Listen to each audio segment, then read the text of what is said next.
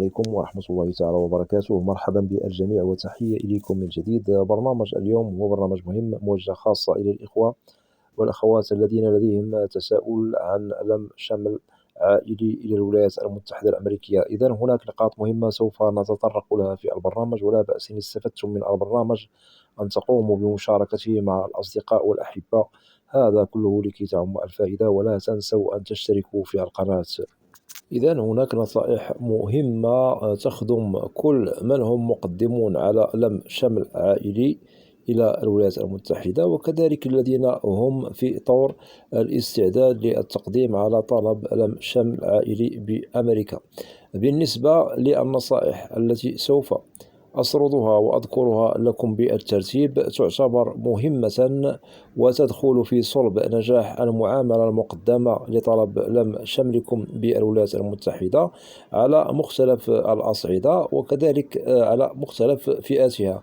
وأنصح للتأكيد لكي تشتغلوا على كل نصيحة بضوابط إذا أردتم نجاح طلبكم بسلام 100% من دون الوقوع في فخ رفض التأشيرة أو الفيزا لكم. وبالنسبة لهذه النصائح، هي تخدم كل فئات لم شمل عائلي بدون استثناء، فقط لازم الالتزام بضوابطها خطوة بخطوة، وإن شاء الله نضمن لكم الحصول على الفيزا بخير وسلام بدون عرقلة بدون مشكل. أبدأ بسرد النصائح عليكم. أولا، لازم أن ننظر إلى الروابط المهمة التي تجمع المقدم له على لم شمل مع عائلته أو الزوجة أو الزوج. أي يجب أن نعرف هل المعني بالتقديم له على لم شمل له رابط قوي بالطرف المهاجر بأمريكا، وكذلك يجب أن نعرف هل مخول للمعني بالتقديم لأهله أن يقوم بلم شمل الشخص المراد لم شمله إلى الولايات المتحدة الأمريكية بنعم أم لا. أنتقل إلى النصيحة الثانية. يجب ملء كل الوثائق والمستندات المطلوبة منكم بشكل صحيح بدون الوقوع في الأخطاء الفادحة التي قد تشكل مشكل في عدم الحصول على فيزا لم شمل إلى الولايات المتحدة الأمريكية. أنتقل بكم إلى النصيحة الثالثة. يجب تنظيم المستندات أو الوثائق قبل إرسالها أو تقديمها للجهات المعنية بالولايات المتحدة. نؤكد هنا على دوائر الهجرة، وكذلك لازم ترتيبها أيضا عندما تصل أو نصل إلى نقطة الفصل والحسم بالسفارة الأمريكية عند إجراء المقابلة. أنتقل بكم إلى النصيحة الرابعة. لازم دفع واجبات الرسوم المطلوبة للمعاملة المقدمة بالولايات المتحدة الأمريكية، ولازم مراجعة كل ما هو مطلوب منكم من رسوم بالطبع مستحقة. أي لازم أنكم لا تتأخروا في دفع هذه الرسوم المستحقة للجهات المعنية، ويجب أن تقوموا بالمحافظة على الإيصالات المتعلقة بالرسوم المدفوعة على الطلب الخاص بكم وعلى التأشيرة أو الفيزا باسمها.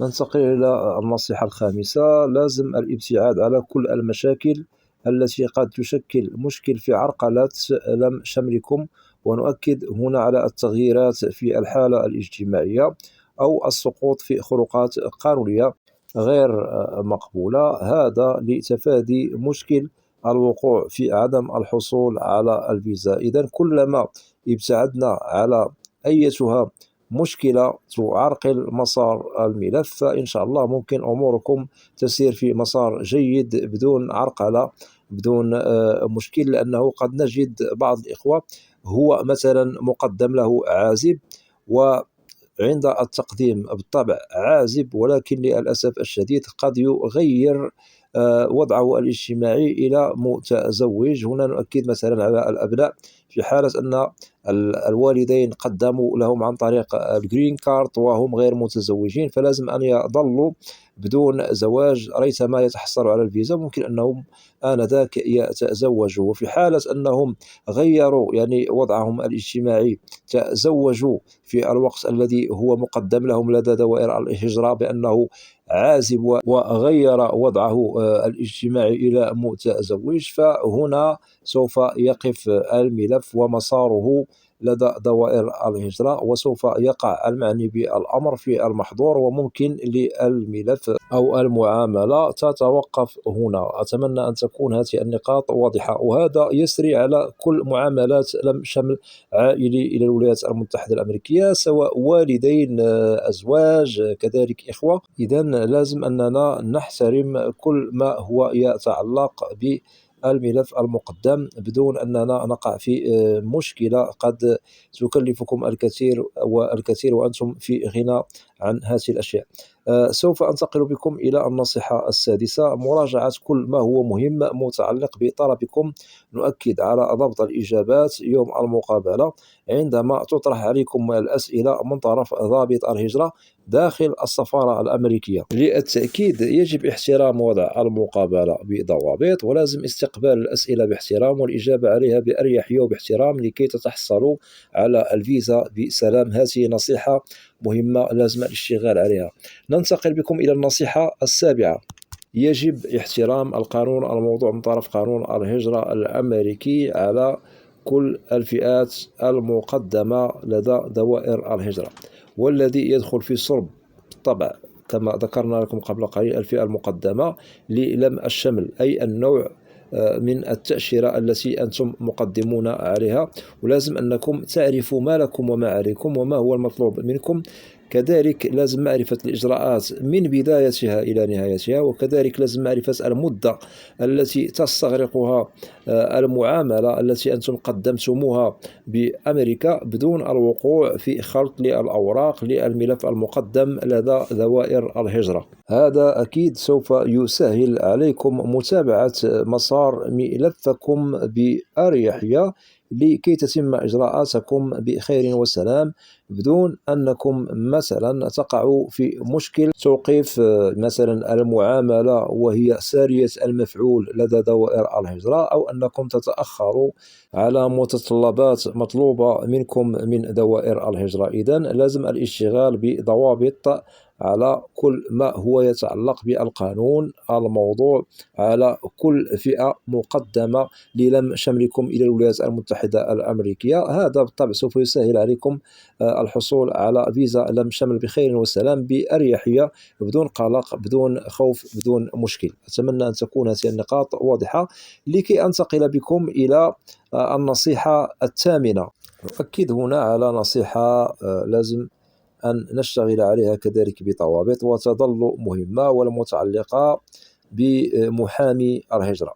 ممكن أن تقوموا بالاشتغال على تكليف محامي للسهر على الملف في حالة أنه لديكم مشكل متعلق بمسار الملف، أي في حالة وجدتم عرقلة لمسار الملف لدى دوائر الهجرة، وفي حالة أنكم لا تعرفوا كيفية تقديم طلبكم لدى دوائر الهجرة بأمريكا. وكذلك نؤكد بأنه قانون الهجرة الأمريكي يخول لكم تقديم الطلب سواء لوحدكم أو مثلا عن طريق محامي هجرة ونسطر عليها، ليس أيها محامي، نؤكد على محامي هجرة بأمريكا.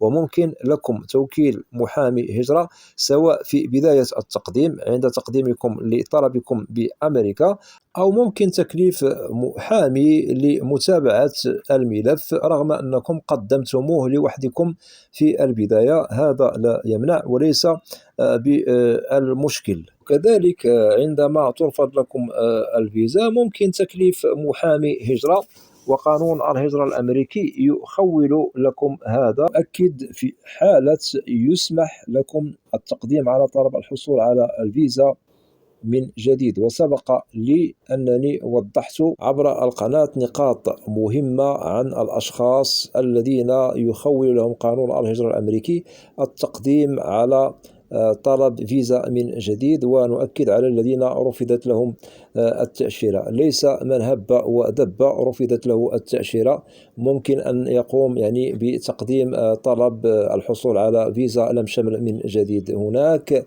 حالات استثنائية هي التي ممكن لها أن تقوم بالتقديم من جديد على طلب الحصول على فيزا لم شمل، وهذا مخول لهم عن طريق محامي هجرة، وقانون الهجرة الأمريكي يخول لهم هذا ليس بالمشكل.